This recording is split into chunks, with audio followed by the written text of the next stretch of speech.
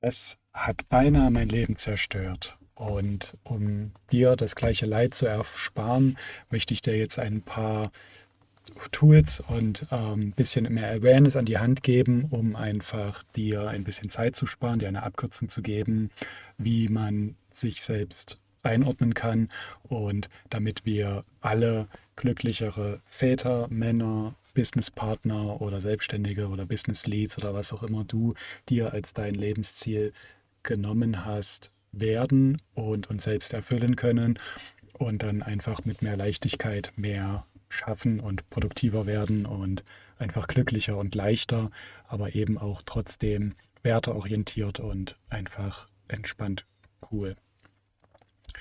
Und der erste Faktor, den wir hier haben, ist zum Beispiel der zeitliche Stress. Also du kannst jetzt verschiedene Dimensionen dir überlegen und zum Beispiel wäre jetzt der Zeitfaktor ein Punkt, wo du einfach einen Stressfaktor hättest. Also kontinuierliches Fremdbestimmtsein, kontinuierliches Jagen nach Deadlines, die kontinuierliche Balance zwischen Familie, Kinderarztterminen, Einkaufen, Müll rausbringen, was auch immer, Projektdeadlines, Verkaufsgespräche, Dienstreisen und Dienstplanungen, Dienstreiseplanung und etc.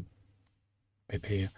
Und ja, hier haben wir einfach verschiedene Anforderungen an unseren Terminkalender und das einfachste Mittel der Wahl wäre jetzt einfach ja, Zeitblöcke zu definieren und zum Beispiel auch dir selbst mal Identitätsblöcke zu erzeugen.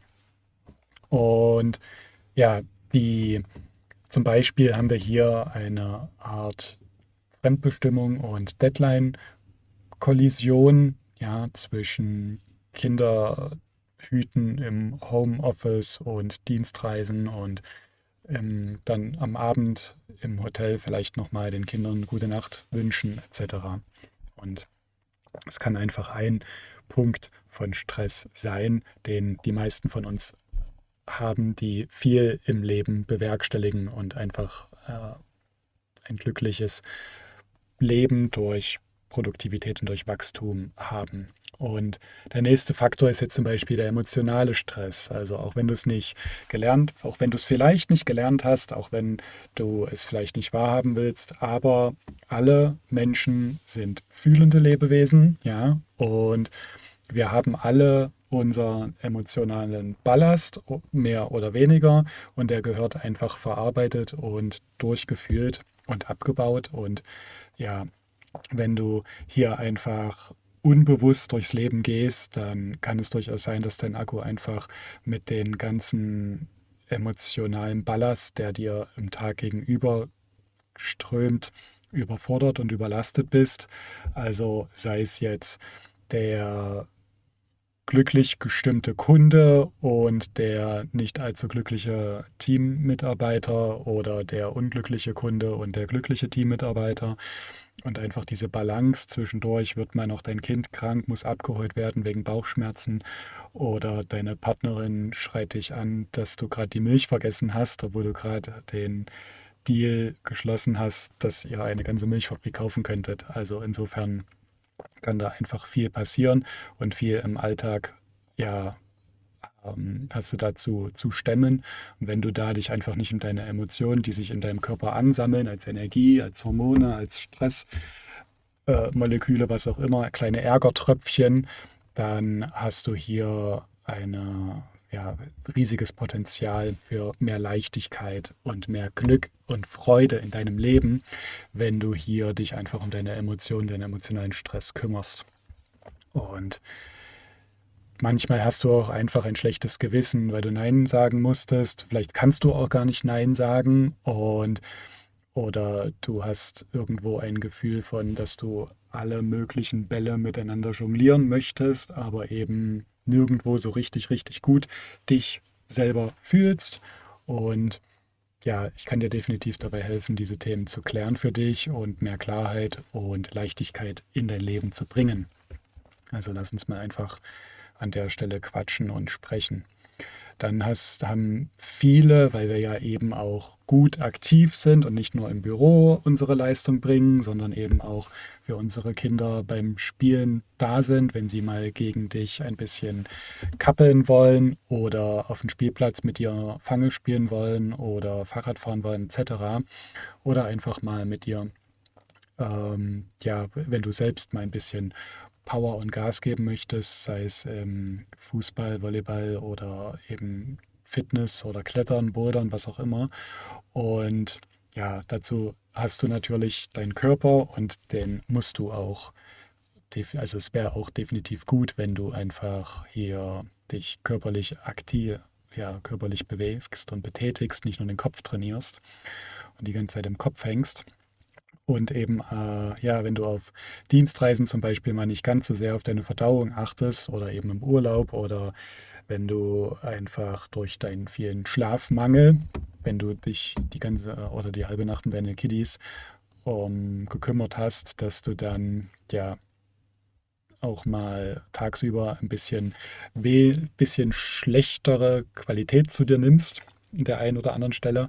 Und das kann natürlich auch dazu führen, dass du mal hier und da ein paar Wehwehchen hast in deinem Körper, was die Nahrung angeht oder in deinem Nervensystem, dass da irgendwas noch verklemmt und hakt und was auch immer. Ja, also Schlaf ist auf jeden Fall ein riesiger Faktor, der guten Hebel verursacht, aber eben auch einfach simples Wasser trinken und dich durchspülen kann dir definitiv auch massiv gut helfen und es ist super einfach, das zu machen, das einfach Wasser zu trinken. Und dann die nächste Dimension wäre jetzt zum Beispiel einfach der Arbeitsstress oder die Verantwortung, die du da trägst und die Last auf deinen Schultern, die du da an der Stelle hast. Und ja, die Balance einfach zwischen deinen Teammitgliedern, den Kunden, den Dienstleistern, der Familie, die dann auch noch was von dir vielleicht möchte. Vielleicht hast du auch nicht nur eine Firma, sondern mehrere, die du miteinander ausbalancieren möchtest und willst. Vielleicht bist du auch in einer internationalen Rolle und hast dort auch einige Sachen nochmal mit anderen Kulturkreisen zu handhaben. Vielleicht sind deine Kunden auch international verstreut. Ist ja alles heutzutage nicht mehr so selten, dass das einfach an der Tagesordnung ist. Und dann hast du natürlich dort auch noch einiges zu handhaben, neben den Dienstreisen, neben den Remote-Meetings, neben den Abstimmungen intern wie auch extern und ja, Buchhaltung und die typischen 7 Bereiche deines Lebens. Und hier hast du eben auch auf der Arbeit als Führungskraft natürlich auch mehrere Abteilungen zu handhaben. Ja. Und definitiv ist das auch ein Faktor, wo du guten Hebel einsetzen kannst. Und ja, da hast du einfach viel auch Angst vor dem Scheitern und möchtest viel weg von haben, aber eben auch gleichzeitig gestalterisch hinzuarbeiten zu bestimmten Zielen und bestimmtes Risikomanagement betrachten. Und neben dem Risikomanagement willst du aber gleichzeitig auch noch produktiv sein. Insofern ist das alles ein Balanceakt, den man hier gut handhaben kann, aber das ist alles erlernbar und je mehr Bewusstsein und je mehr positive Energie du hier reinbringst, desto leichter lösen sich dann auch diese gewissen Knoten auf. Und darum soll es auch hier in dem Video gehen, dass wir einfach erstmal im ersten Schritt bemerken, dass wir erstmal im ersten Schritt Klarheit reinbringen, eine Art uns das Wollknäuel, was sich da vielleicht in deinem Leben angesammelt hat, vielleicht mal ein bisschen untersuchen, ein bisschen neugierig erkunden und dann versuchen, einige kleine Fädchen aus dem Wollknäuel herauszuzorren, ohne das Gesamtgebilde zu beschädigen und dann einfach mal ein bisschen erforschen, was aktuell eigentlich in deinem Leben so viel Schabernack verursacht. Ja, und dann haben wir eben noch den großen Faktor Beziehungsstress. Also das kann natürlich auch ziemlich an dir zerren, ja, wenn also die ganzen Menschen und lieben Leute, mit denen du Beziehungen hast, sei es deine Kunden, deine Teammitglieder, deine Vorgesetzten, deine Businesspartner, aber eben auch deine Kinder, Freunde, Sportkameraden oder auch deine Partnerin und Frau, die haben natürlich alle unterschiedliche Bedürfnisse und Werte, die sie an dich stellen, also Anforderungen, die sie an dich stellen und eben auch implizit Werte, die du wiederum geben möchtest, in diese Beziehungen reingeben möchtest. Und es gibt dann immer Beziehungen, die sind nicht allzu positiv, energetisierend, und es gibt andere Beziehungen, die sind halt super fruchttragend und bereichernd und beglückend und geben dir einfach Freude und Happiness in deinem Leben und Kraft. Und das kann alles manchmal nicht so einfach sein, das zu handhaben. Und in dem kleinen Bildchen hier sehen wir auch diese kleine Maske, die da auf dem Boden liegt. Es ist gar nicht unauthentisch, in den verschiedenen Rollen und Beziehungen natürlich ein Stück weit andere Werte und Bedürfnisse zu höher priorisieren. Du hast deine Grundwerte, du hast deine Kernwerte und du hast deine Nebenwerte und du hast deine Bedürfnisse. Und in der einen Beziehung hast du eben andere Kernwerte ein Stück weit als zum Beispiel im Arbeitsleben. Ja? Also du wirst dich ganz natürlich anders im Sport oder mit deinen Kindern oder mit deiner Liebsten verhalten, im Gegensatz eben zum professionellen Bereich, ja, wo du eher emotionaler, kontrollierter bist. Du bist natürlich auch präsent emotional im Job und lebendig und kraftvoll, aber eben auch mal wütend und Grenzen setzend. Aber du lebst diese Emotionen wahrscheinlich anders im Sport oder mit deinen Kindern aus als im professionellen Bereich. Und das ist eben genau dieser Punkt, dass das Tragen von Masken selbstverständlich natürlich ist in den unterschiedlichen Rollen, die wir alle begleiten.